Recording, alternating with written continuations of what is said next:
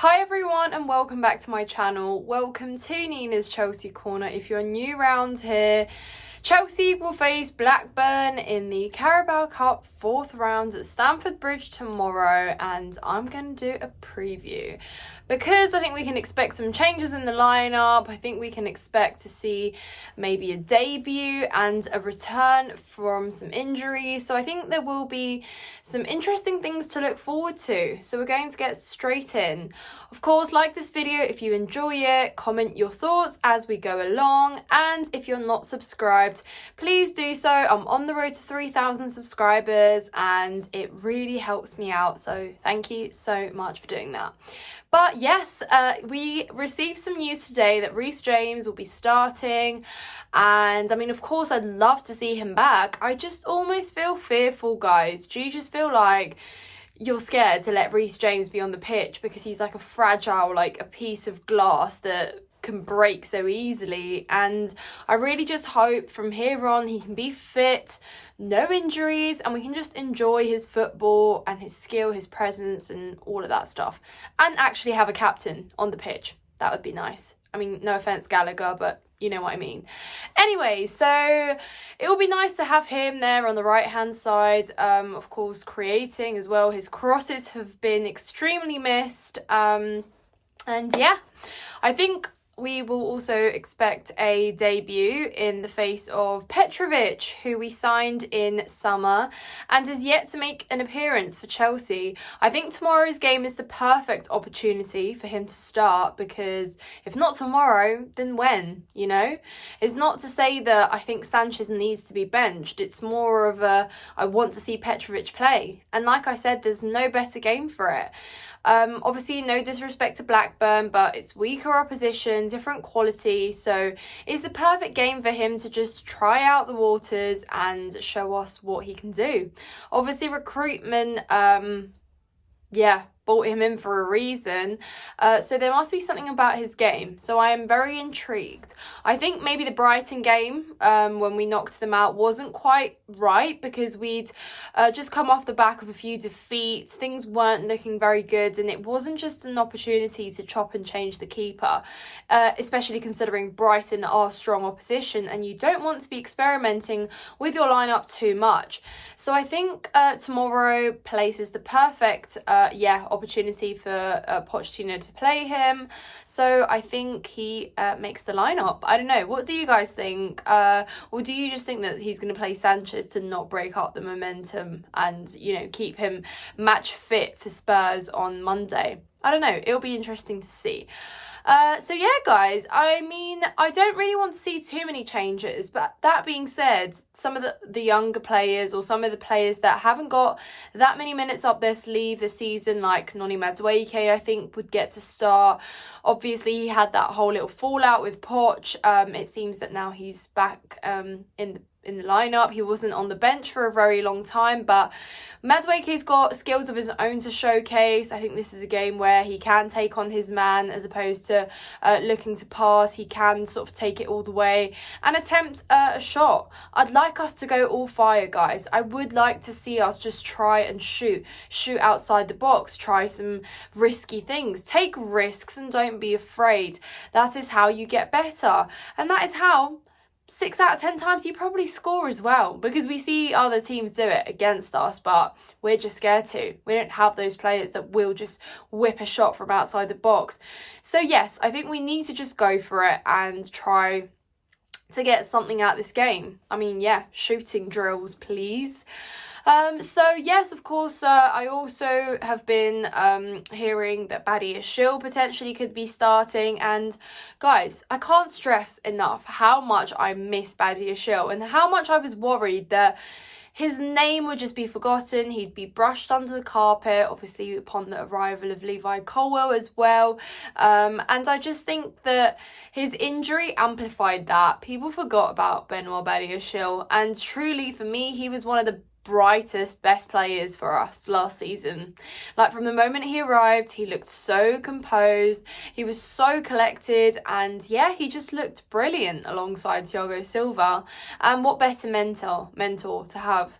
So I really miss him. I want him straight back in, and again, it's a bit of a a better, not an an easier game to make your return to. He hasn't played since March, April, I don't know. When's the last time that he played, guys? Let me know. I think it has been a very long while.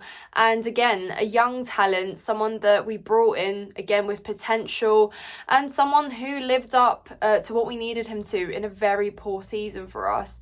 So yeah, Badiashile is more than welcome into starting 11 for Blackburn. And yeah, it will be interesting to see. I think Thiago Silva deserves a rest because I'm throwing him straight into that lineup on Monday. No doubt, no questions, no if, buts, or maybe. Oh my God, guys, by the way, did you see that post that Thiago Silva basically hinting that it could be coming to the end of his career? And oh my God, my heart just breaks, guys. I do not want that day to come. Oh, that's going to be a tough goodbye, but we don't have to think about that. Okay, Thiago Silva, you're still up there.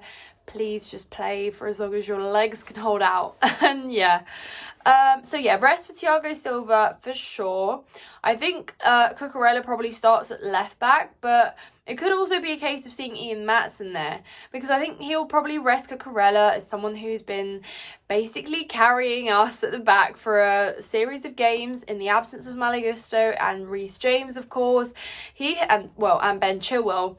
But he has really just become a different Cucurella this season for us, and I think he's playing with a point to prove. So I think Poch might rest him because who knows, we probably see him start against Tottenham on Monday.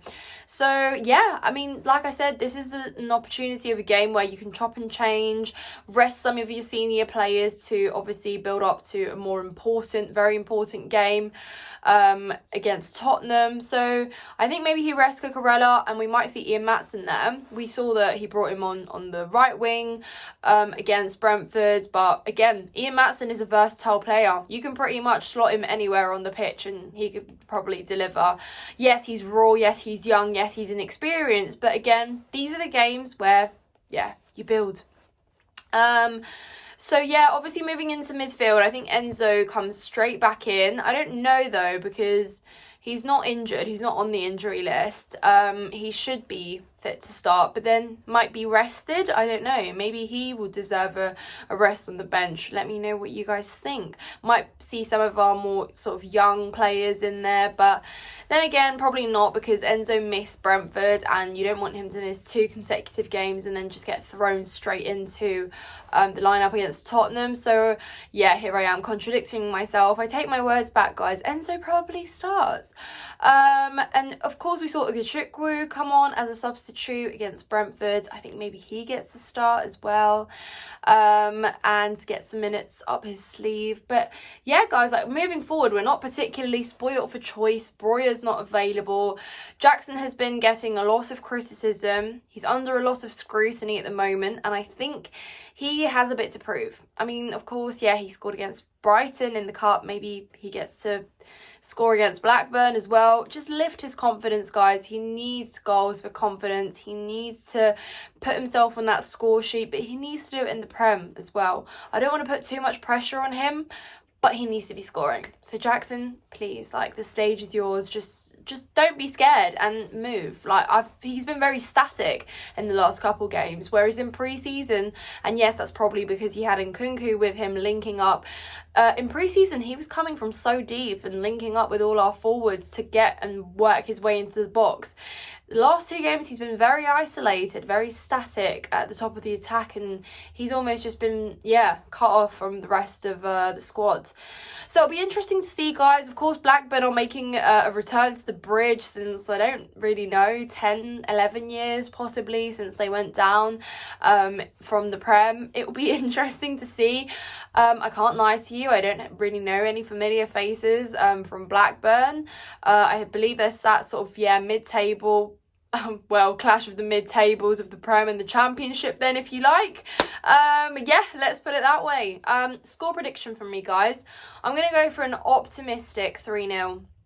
Chelsea is my score prediction. Would be great. Get our shooting boots on, keep a clean sheet, proceed into the quarterfinals of the Carabao Cup, a domestic cup which I would like us to take very seriously, considering Premier League's looking tough. Top 4 has never looked further away. I think a domestic cup will really, really just yeah, calm the storm. Anyways, guys, enough waffling from me. Subscribe to my channel if you have enjoyed my videos. If you want to see more, I'll obviously post after Blackburn.